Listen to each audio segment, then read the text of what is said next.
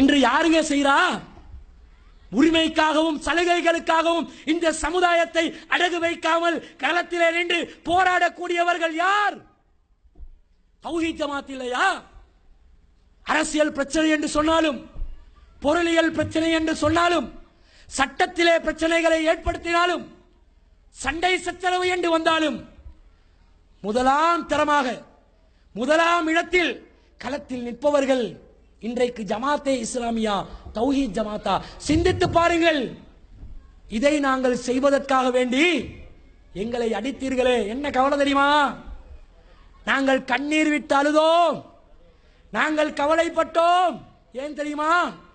இலங்கை வரலாற்றிலே 2 பள்ளி வேண்டாம் என்று இந்த முஸ்லிம் சமுதாயமே களத்தில் இறங்கி ஆர்ப்பாட்டம் செய்தார்களே, அந்த கருப்பு வரலாற்றுக்கு சொந்தக்காரர்களாக இந்த பகுதி வாழ் மக்கள் இருந்தீர்களே, இதை நினைத்து நாங்கள் இரத்த கண்ணீர் வடித்திருக்கிறோம். ஏ, இனவாதிகள் செய்த வேலையை நீங்க செஞ்சீங்க. அவன் தாங்க சொன்னா 2 பள்ளி வேணாண்டு ஆர்ப்பாட்டம் செஞ்சது பொதுபல சேனாங்க. தம்புள்ள பள்ளி வேணாண்டு ஆர்ப்பாட்டம் செஞ்சது சிங்களே ராவையங்க. ராவணா பலக்காய செஞ்ச வேலையை இந்த ஊரிலே இருந்த படித்த மக்கள் செய்தீர்களே, ஆண்களும் பெண்களுமாக செய்தீர்களே. 2 பள்ளி வேண்டாம் என்றீர்களே, போட் தூக்கினீங்களே. நீங்க நினைச்சீங்க நாங்க உங்களோட வைராக்கியம் வச்சோன்னு. நாங்கள் இந்த சமுதாயத்துடைய தலையெழுத்து தலை கீழே புரளுவதை நினைத்து அழுதோம். ஏன் இந்த சமுதாயம் இப்படி வழிநடத்தப்படுகிறார்கள்? எதற்காக? ஒரு பள்ளிவாசல் வரக்கூடாது என்று சொல்வது எந்த வகையில நியாயங்க? அந்த நேரத்தில் அவனே அதை ஆதாரமாக காட்டினானா இல்லையா? இனவாதிகள் இதை ஆதாரமாக காட்டி முஸ்லிம்களே பள்ளிவாசல் வேணான்றாங்க, இந்த வஹாபிகாரன் தான் பள்ளி உருவாக்குறான் என்று அவனுக்கு சார்பாக முஸ்லிம் சமுதாயத்திற்கு எதிராக ஒரு ஆதாரத்தை நீங்கள் கையில் கொடுத்தீர்களே. இந்த வரலாற்றை நினைத்து நாங்கள் இரத்த கண்ணீர் வடித்தோம். ஒரு பள்ளியை தடுப்பது சாதாரண வேலையா? ஒரு பள்ளிவாசல் உருவாகுவதை தடுப்பது சாதாரண வேலையாங்க? அல்லாஹ் தஆலா தாங்க இந்த வானத்துக்கும் பூமிக்கு சொந்தக்காரன்.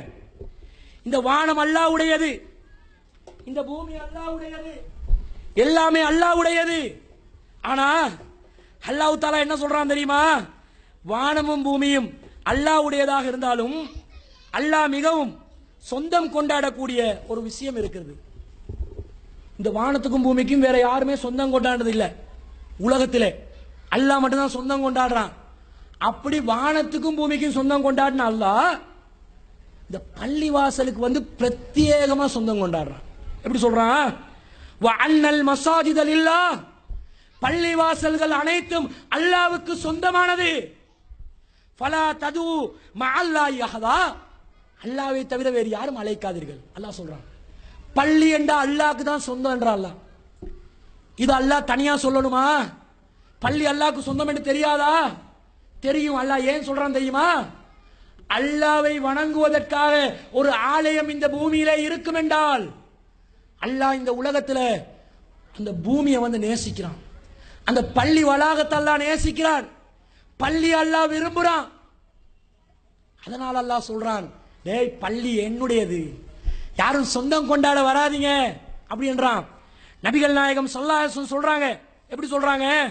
அஹப்புல் பிலாதி இலல்லாஹி மசாஜிதுஹா, பூமியிலே அல்லாஹ்வுக்கு பிடித்த மிகவும் விருப்பமான இடம் என்னவென்று சொன்னால் பள்ளிவாசல்கள் தான். அப்படிப்பட்ட அல்லாஹ்வை வணங்குவதற்காக கட்டப்பட்ட ஒரு பள்ளிவாசலை ஆரம்பத்தில் சொந்தமா இல்ல, வாடகைக்கு தான் எடுத்திருந்தோம். அடிச்சு நொறுக்கினீங்க, 2 மணித்தியாலும் கல்லெறிஞ்சீங்க.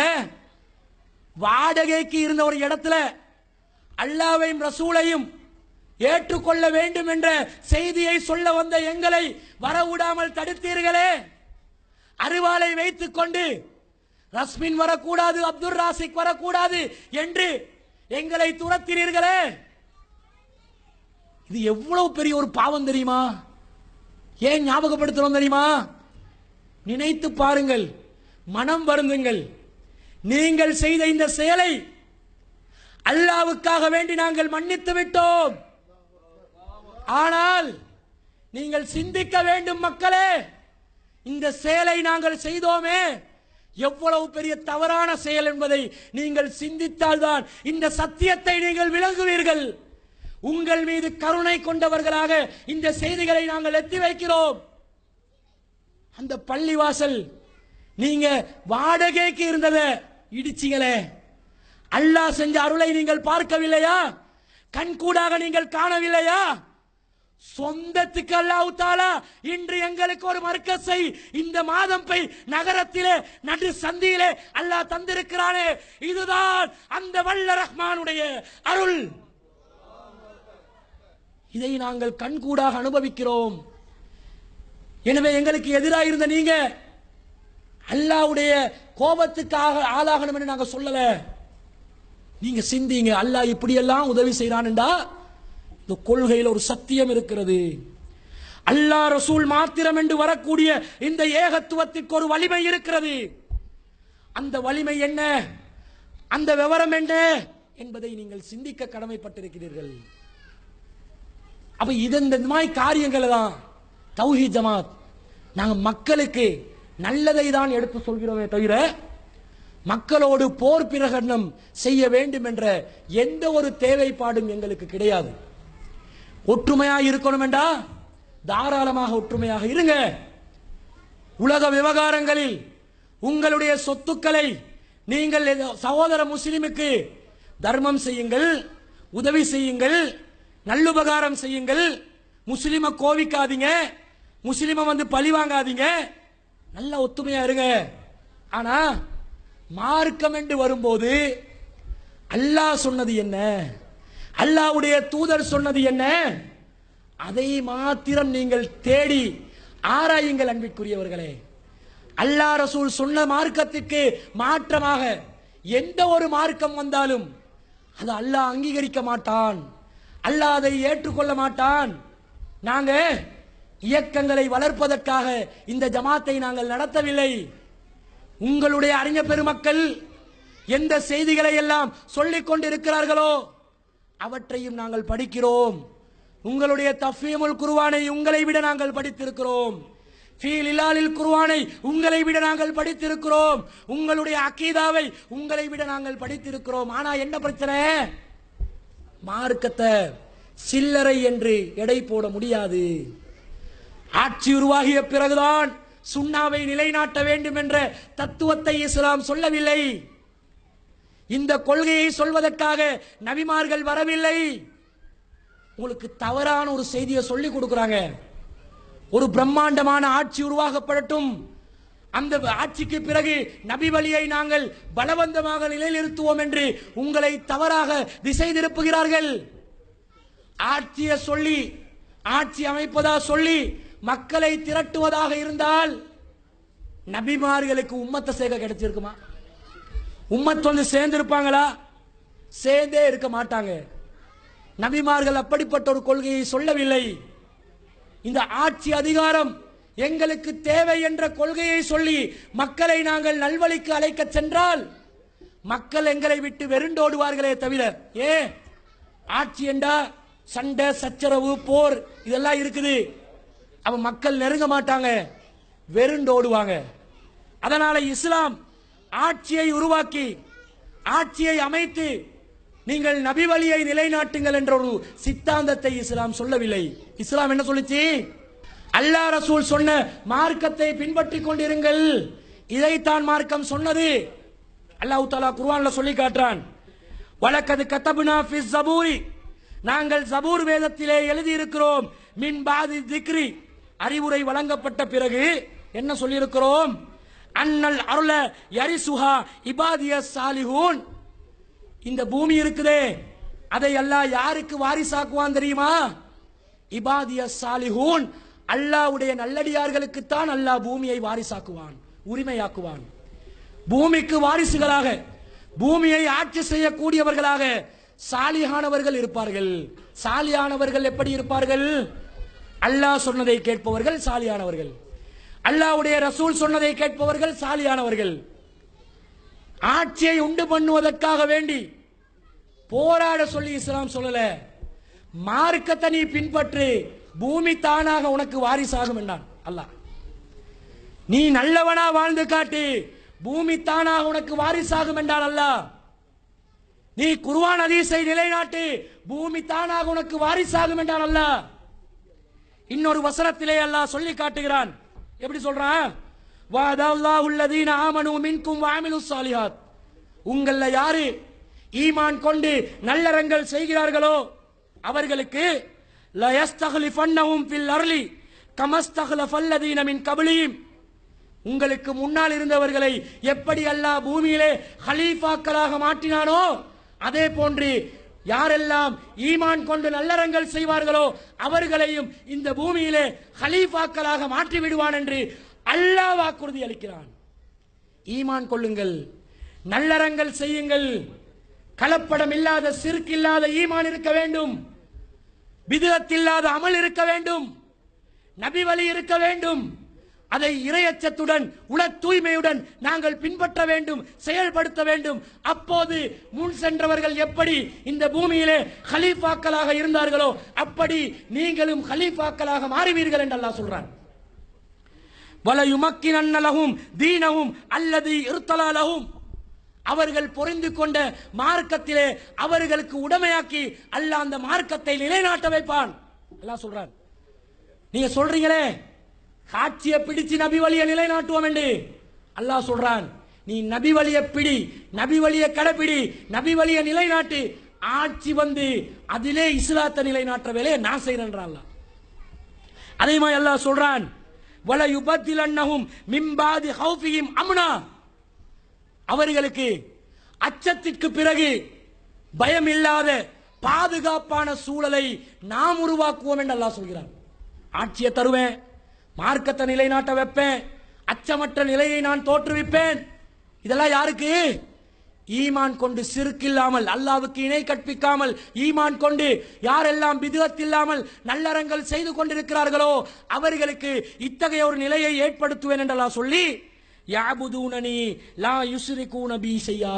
ஆனா இந்த எல்லாத்தையும் எப்படி செய்யணும்? நீங்க என்னை மாத்திரம் வணங்கி எனக்கு இணை கற்பிக்காமல் நீங்கள் இருந்தீர்கள் என்றால் இந்த வேலை நடக்கும் என்றான் அல்லாஹ். இந்த ஒரு கொள்கையை சுமந்தவர்களாக நாங்கள் மாற வேண்டும் அன்பிற்குரியவர்களே. பொய்யான வாக்குறுதிகளை அளித்து கற்பனையான ஆட்சி உருவாக்கங்களை நாங்கள் சிந்தித்துக் கொண்டிருக்கிறோம். இலங்கை நாட்டிலே முஸ்லிம்களுக்கு எதிராக நடக்கக்கூடிய அநியாயங்களுக்கு குரல் கொடுப்பதற்கும் எங்களிடம் சக்தி இல்லை என்றால் நாங்கள் எப்படி ஆட்சி பிடிக்க போகிறோம்? நாங்கள் எப்படி அல்லாஹ்வுடைய சட்டத்தை நிலைநாட்டப் போகிறோம்? சர்ச்சை என்று வரும்போது, ஈமான் என்று வரும்போது, இஸ்லாத்தை நிலைநாட்டுவதற்காக போராடுவதற்கு எங்களுக்கு சக்தி இல்லை என்றால் நாங்கள் ஒருபோதும் ஆட்சி என்ற கனவை நாங்கள் ஒருபோதும் அடைய முடியாது. அதனால் அன்பிற்குரிய மக்களே, பள்ளிவாசல்கள் நாங்கள் உருவாக்கி வைத்திருக்கிறோம் என்றால் அல்லாஹ் சொன்ன மார்க்கத்திற்காக, அல்லாஹ்வுடைய தூதர் சொன்ன மார்க்கத்திற்காக உருவாக்கி வைத்திருக்கிறோம். உங்களுக்கு நேரு வழியை எடுத்துச் சொல்வதற்காக உருவாக்கி வைத்திருக்கிறோம். நபர்களை பார்க்காதீர்கள், தனிப்பட்ட நபர்களை பார்க்காமல் சொல்லக்கூடிய செய்திகளை பாருங்கள். நபர்களில் தவறு இருக்கலாம், செய்திகளில் தவறு இருந்தால் தான் நாங்கள் மறுமையில் நஷ்டமடைந்து விடுவோம். சொல்லக்கூடியவன் சொல்லக்கூடிய செய்திக்கு மாற்றம் செய்தால் அவனுடைய மறுமை வாழ்க்கை தான் பாழா போகும். அவன் சொல்லக்கூடியவன் தவறானவன் என்பதனால அவன் சொல்லுகின்ற செய்தியையே நீங்கள் புறக்கணித்தால் உங்களுடைய மறுமை வாழ்க்கையும் சேர்ந்து பாழாகிவிடும். அதனால் உங்களுக்கு வெவ்வேறு ஊர்களில் சிலாபத்தில் ஜமாத்தே இஸ்லாம் சகோதரர்கள் தப்லீக் ஜமாத் பள்ளிவாசலுக்குள்ள புகுந்து அந்த பள்ளிவாசல் நிர்வாகத்திலே ஆதிக்கம் செலுத்துறதுக்கு கூட உங்களுக்கு போராடுறதுக்கு முடியும் என்றா, மாதம் பெய்ல எஸ்எல்டிஜே சகோதரர்கள் பெரிய பள்ளிவாசல்ல வந்து அங்க போராட வரல, பள்ளிவாசல்ல பங்கு கேட்டு வரல, பள்ளிவாசல பிரிச்சு தாங்க என்று சொல்லல, பள்ளிவாசல்ல 2 ஜமாத் உருவாக்குங்க என்று சொல்லல. நாங்க என்ன கேட்டோம்? எங்க பாட்டுக்கு நாங்க தொழணும், எங்களுக்குரிய ஏற்பாடை செஞ்சுட்டாங்க, நாங்க ஏற்பாடை செஞ்சு கொள்றோம், நீங்க இடையூறு பண்ணாதீங்க. இதுதானே கேட்டோம். இதை கேட்பவர்களை நீங்கள் எதிரிகளாக பார்க்கிறீர்கள். அப்படி பார்க்க கூடாது. அல்லாஹ்வுடைய பள்ளியை விட்டும் எவரும் தடுக்க கூடாது. அவ்வாறு தடுப்பவர்களை அல்லாஹ் வன்மையாக கண்டிக்கிறான். ஒமன் அல்லமு மிம்மம் மனா மசாஜித் அல்லாஹ், அல்லாஹ்வுடைய பள்ளியை விட்டு தடுக்க கூடியவனை விட மிகப்பெரிய அநியாயக்காரன் யார்? அல்லாஹ் கேட்கிறான். ஐ யுஸ்கர ஃபீஹா இஸ்மு, அல்லாஹ்வுடைய பள்ளிவாசல்ல அல்லாஹ்வுடைய பேர் தான் ஞாபகப்படுத்தப்பட வேண்டும், திக்ர் செய்யப்பட வேண்டும், பேசப்பட வேண்டும். அவ்வாறு அல்லாஹ்வுடைய செய்திகள் பேசப்படுவதை யாராவது தடுப்பானண்டா அவனை விட மிகப்பெரிய அநியாயக்காரன் யார் என்று அல்லாஹ்வே கேட்டுவிட்டான். எனவே தௌஹீத் ஜமாத் ஆகிய நாங்கள் என்ன சொல்கிறோம் என்பதை சரியான முறையில் புரிந்து, நாங்கள் சொல்லக்கூடிய செய்திகளை ஆராய்ந்து, நாங்கள் சொல்லுகின்ற விஷயங்களை நீங்கள் சரி காண்பீர்கள் என்றால் எங்களுடன் நீங்கள் அணிதிரண்டு, எங்களுடன் நீங்கள் கைகோர்த்து கொண்டு இந்த சத்திய கொள்கையை முழு மாதம் பயிலும் மூளை முடுக்கில் எத்தி வைப்பதற்கு உங்களுக்கு நாங்கள் பகிரங்கமாக அழைப்பு விடுக்கிறோம்.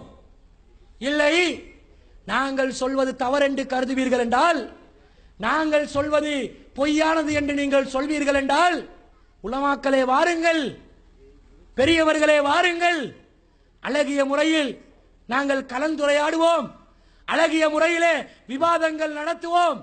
எது சத்தியம் எது அசத்தியம் என்பதை உரசி பார்த்து ஒப்பிட்டு நாங்கள் சத்தியத்தையும் அசத்தியத்தையும் புரிந்து கொள்வோம்.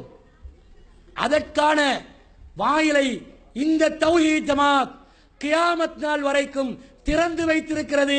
நீங்கள் வராமல், நீங்கள் மறைமுகமாக எங்களை எதிர்ப்பீர்கள் என்றால், இந்த பகுதி வாழ் மக்களே, மறுமையிலே அல்லாஹு ரப்புல் ஆலமீன் எங்களை எழுப்பி விசாரிக்கின்ற நேரத்தில் நாங்கள் சொல்வோம், அல்லாஹ்வே, மாதம் பெய்வாழ் மக்களுக்கு இஸ்லாத்தை நாங்கள் எத்தி வைத்து விட்டோம்.